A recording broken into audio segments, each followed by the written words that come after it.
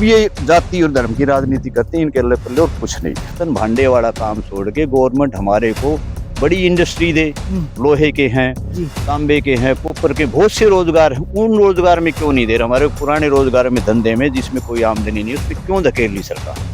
पूरा भ्रष्टाचार है, 101% भ्रष्टाचार। ये सरकार जैसी तो भ्रष्ट नीति हमने कभी देखी नहीं। ये कहते हैं बिना पर्ची बिना खर्ची, ये सब ढकोसले और जुमलेबाज सरकार है। कुछ नहीं है, जुमलेबाज सरकार है। ये जो 7,000 भी जो किया है ना, ये भी लोगों को नहीं मिलेगा, ये नेता लोग खा जाते हैं।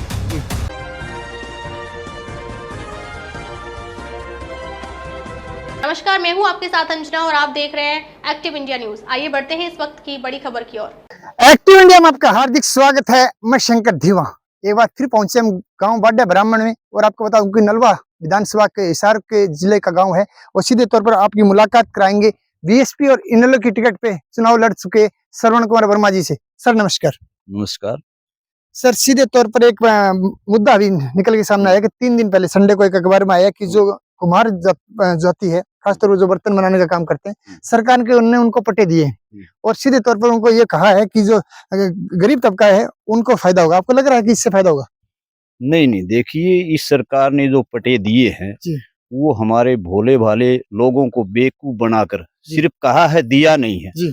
आपने 4-5 दिन पहले पेपर में पढ़ा होगा हमारे जो पूर्व जो चेयरमैन थे या जो सरकारी अधिकारी हैं, उस जमीन का पट्टा सब उन लोगों के नाम हुआ है जो सता के नशे में चूर हैं। और ये जो सरकार, एक चीज मैं और कहना चाहता हूँ कि कुम्हार जाति के लोग जो मटके बर्तन वो तो बना ही रहे हैं। तो ये जो सरकार है, निकम्मी सरकार है, या हमारे समाज से कुछ 2-4 नेता हैं, वो हमारे समाज को तरक्की देख के खुश नहीं है। हमारे समाज को देना तो शिक्षा दो, अच्छे रोजगार दो, मिट्टी के साधन में पड़े हैं। इसका मतलब ये सरकार चाहती भट्ठे का मजदूर भट्ठे में दब के मर जाए, तरक्की ना करे। इस सरकार की ये सोच और सामने नजर आ रही। हाँ। दूसरा एक मामला सामने आया कि 7 महीने पहले आपको पता कि मिट्टी कला बोर्ड के चेयरमैन थे ईश्वर सिंह जी, उनका निधन हो गया। उसके बाद में काफी दिनों से यह पद काफी खाली ही पड़ा है, और आपको लग रहा है कि यदि ये पद भरा जाएगा और यदि गरीब तबके का आदमी, यदि कुम्हार जाति का यदि मिट्टी कला बोर्ड का चेयरमैन बनता है, तो आपको ये नहीं लगता कि वहाँ फायदा होगा? लेकिन कहीं न कहीं लोगों के दिमाग में एक जहन में आती है कि जो नेताजी के करीबी, यानी जो बड़े बड़े नेता हैं, उनके करीबी उन्हीं को ये पद मिलता है, जिसके कारण जो कुम्हार जाति है उसका भला नहीं हो पाता। नहीं, वो चीज तो देखिए सामने ही है। यहाँ जो चेयरमैन है ब्लॉक समिति के हैं, वही बनेंगे जिनके ऊपर हमारे जो नेता है उसका हाथ होगा। गरीब आदमी को यहाँ आगे आने ही नहीं दे रहे। आम आदमी तो आज भी पिस रहा है। ये जमीन देख लो, जहां जहां अलॉट हुई है, सब जो हमारे नेता के जो खास आदमी हैं उनको हुई है। बाकी जिसको जरूरत थी उस आदमी को तो हुई नहीं है। तो मैं तो ये कहूंगा, ये बर्तन भांडे वाला काम छोड़ के गवर्नमेंट हमारे को बड़ी इंडस्ट्री दे, लोहे के हैं, तांबे के हैं, कॉपर के बहुत से रोजगार हैं, उन रोजगार में क्यों नहीं दे रहा? हमारे पुराने रोजगार में, धंधे में जिसमें कोई आमदनी नहीं, उसमें क्यों धकेल ली सरकार? ये सरकार का नियत है ये जो जहां है ये पीछे जाए, हमारा पिछड़ा वर्ग और पीछे धकेलने का काम करें, आगे बढ़ाने का काम नहीं करें। तो कहीं न कहीं आपको लग रहा है कि जो सत्ता के अंदर जो नेता हैं या जो कैबिनेट मंत्री तक भी आपकी ही जाति से बने हुए हैं, तो आपको लग रहा है कि उनको ये सोचना चाहिए और आने वाले समय में गरीब तबके को ऊंचा उठाने के लिए आप शिक्षा के क्षेत्र में, आपने सीधे बोला कि रोजगार हुआ, बड़ी फैक्ट्रियों में जिस तरह सब्सिडी देनी चाहिए। नहीं, वो सिर्फ 1-2 आदमी है। मेरे को बड़ी तकलीफ होती है। देखिए, कोई भी नेता है आम जनता से तो बनता ही बनता है, लेकिन समाज का एक बहुत बड़ा योगदान रहता है।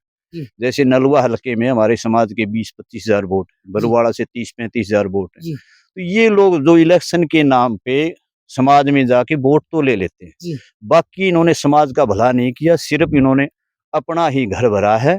और हमारे जो समाज के लोग हैं, पिछली बार मैं नाम नहीं लेता, नलवा हलका से इतना रोष था, उन्होंने हलका बदल लिया।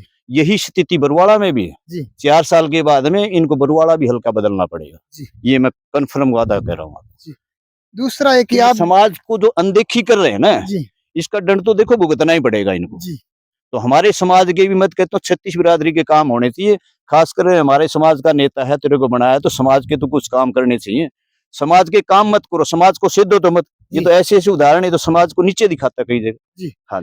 दूसरा है कि आपका भी एक एनजीओ चलता है, सीधे तौर पर आपने अपने पिता और अपनी माताजी के नाम से चला है, रामधारी राजौरा फाउंडेशन, और शिक्षा के क्षेत्र में लगातार काम कर रहा है, और चुनाव के समय आपने ये चीजें बताई भी और लोगों तक शिक्षा क्षेत्र को आगे बढ़ाया भी। तो कहीं आप भी कामयाब हुए, या आने वाले समय में आपने और सोचा कि इस तरह से और कुछ किया जा सकता है जिससे 36 बिरादरी का तबका आगे बढ़ सके?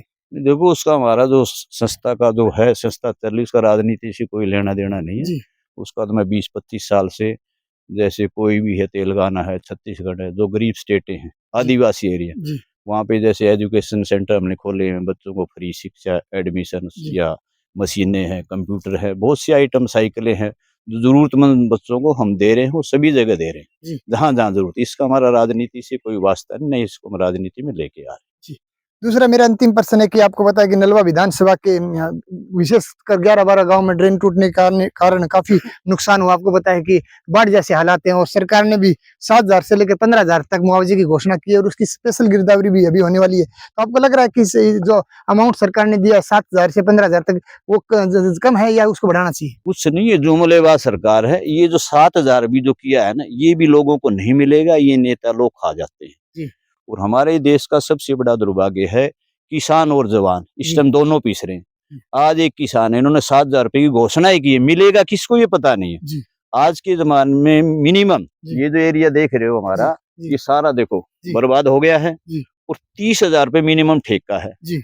20 से 25,000 खर्चा आता है, जी। 50-55,000 तो जमींदार का खर्चा आता है, उसकी अपनी मेहनत अलग है। जी। तो 7,000 रुपए में क्या होगा? जी। और ये जो ड्रेन ड्रेन टूट रही है ना, इनका जो सफाई का और पैसा आता है, वो सब ये नेता लोग खा जाते हैं। जी। अगर समय पे इनकी मरम्मत और मिट्टी डाली गई होती तो ये काम नहीं होते। अगर ये ड्रेन नहीं टूटेंगी तो इन नेताओं को पैसा खाने के लिए और नहीं मिलेगा। सभी अपना घर चलाने के लिए जान के पब्लिक को परेशान करते, जान के ड्रेनें तोड़ते। आपको लग रहा है भ्रष्टाचार है?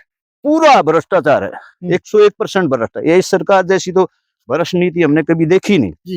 ये कहते हैं बिना पर्ची बिना खर्ची, ये सब डपोसले और जुमलेबाज सरकार है। कि आम आदमी इसमें जो किसान है या आपका जवान है, बिजनेसमैन है, हर आदमी दुखी है सरकार से। और ये इलेक्शन से पहले ऐसे जुमले फैलते, जनता बेचारी भोड़ी वाली फिर इनके चुगल में आ जाती है।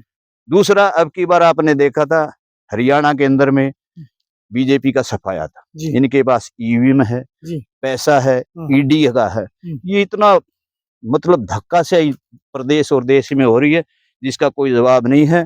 आने वाले समय में भारत में नेपाल जैसे जो चल रहा, फ्रांस जैसे, बीटी जैसे हालात हो सकते हैं, ये गवर्नमेंट अगर ऐसे चलती रही। तो इसको लग रहा है कि जिस तरह से बिहार के अंदर राहुल गांधी कैंपेन चला रहे हैं, वोट चोर गद्दी छोड़, वो कैंपेन आपको लग रहा है कि वोट चोरी हुआ और जिसके कारण सीधे तौर पर वोट चोरी करके मोदी से गद्दी पे बैठा है? ये तो सरेआम हो रहा है, सब जगह हो रहा है।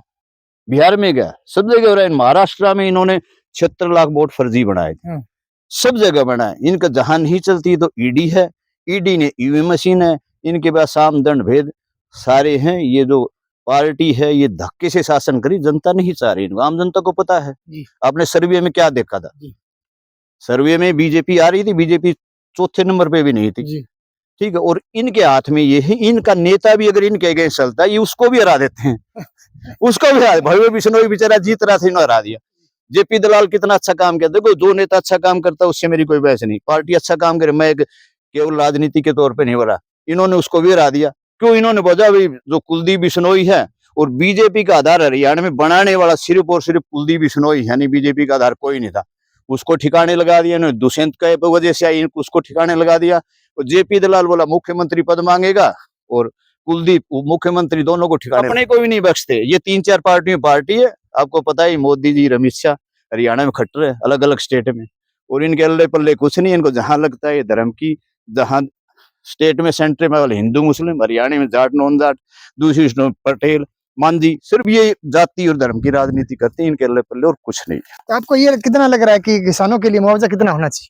कम से कम 50 से 60,000 रुपए होना चाहिए। जिस 30,000 जमींदार का ठेका है, 20-25,000 नॉर्मल खर्चा आता है, 50 से 60,000 रुपए जमींदार का खर्चा होना चाहिए। और जमींदार की फसल है भी, बाजरे का इन्होंने 2800 रेट निकाला हुआ। मेरे पास 30-50, ये देखो बाजरा खड़ा, क्यों नहीं कट रहा? इसकी खरीद नहीं है। ये सरकार क्या बोली कि 1 दिसंबर से नहीं, 1 अगस्त से शुरू करेंगे। बाजरा कहाँ गिरे? ये देखो कितना ढेर पड़े बाजरे के। ठीक है ना, तो ये बाजरा काला हो गया है। तो ये सिर्फ जुमलेबाज पब्लिक को बेवकूफ बना रही। बाजरे की कोई उठत अभी शुरू नहीं है। आधे से ज्यादा 75% बाजरा तो बारिश की भेंट चढ़ गया। 30% जो बचा वो सरकार की निकम्मी नीति की वजह से चढ़ गया, सरकार खरीद नहीं रही। बहुत बहुत धन्यवाद। तो आज हमारे साथ श्रवण कुमार वर्मा जी, और उन्होंने सीधे तौर पर जो किसान का जो मुआवजा है, खासकर जो 7,000 से 15,000 की घोषणा की है, यदि उसको 50,000 किया जाए तो हो सकता है कि आने वाले समय के अंदर किसान का भला हो सकता है। और सीधे तौर पर यदि कुमार जाति, सीधे तौर पर इसलिए भी आए थे कि श्रवण कुमार वर्मा जी भी कुमार प्रजापति जाति से आते हैं, और उनका एक कहना है कि जाति को ऊपर बैठाने के लिए आर्थिक रूप से मदद की जरूरत है, और सीधे तौर पर जो गरीब तबका है उसको हक मिलना चाहिए।